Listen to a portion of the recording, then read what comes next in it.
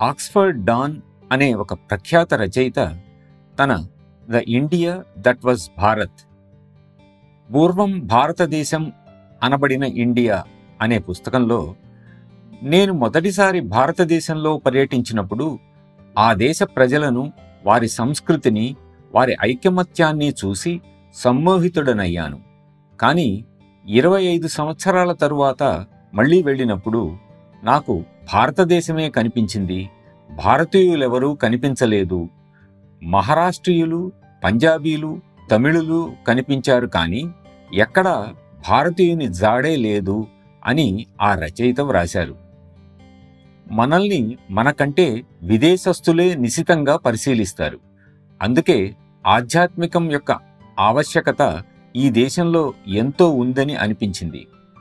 ఎందుకంటే నన్ను చూసేవారికి నేను మెరుగ్గా కనపడాలంటే నాలో విశ్వప్రేమను పెంపొందింపజేసేది కావాలి. అదే సహజ మార్గం ప్రారంభించటానికి దారితీసింది.